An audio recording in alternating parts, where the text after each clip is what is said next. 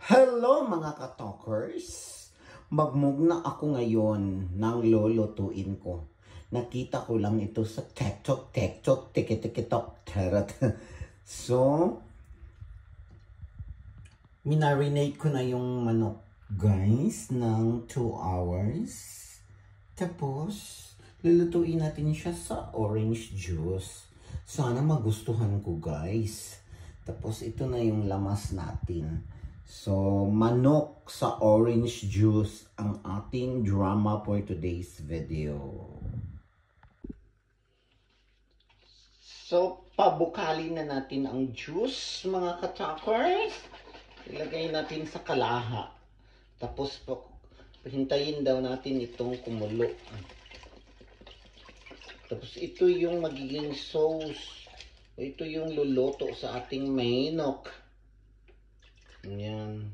Hindi lang natin ubusin kay murag masyadong daghan man siya, mga ka-talkers. Or ano kaya. Yan lang muna. Unya, nibukal na ang atong juice, mga ka-talkers. Ibutang na natin ang manok.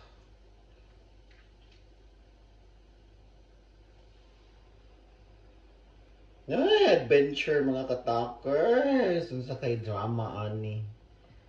First time kong gumawa ng ganito.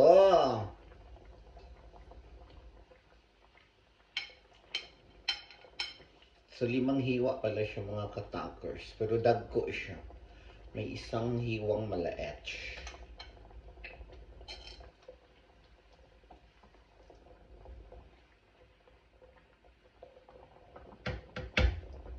So yan, mga ka-talkers, nalunod na natin ang ating manok sa kumukulong orange juice.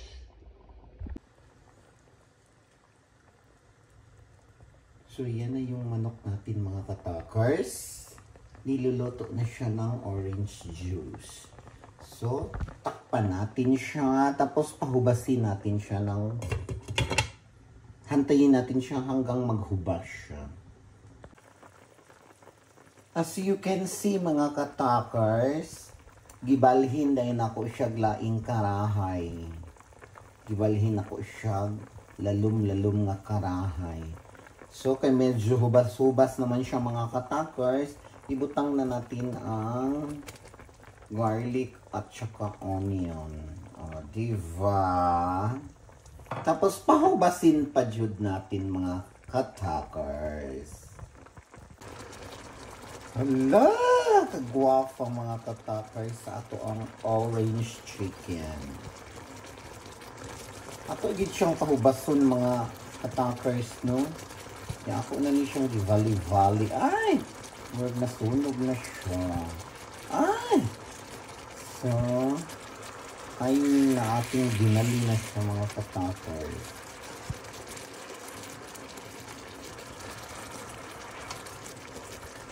Oh, yan ang mga ka-talkers, ang ating mugna.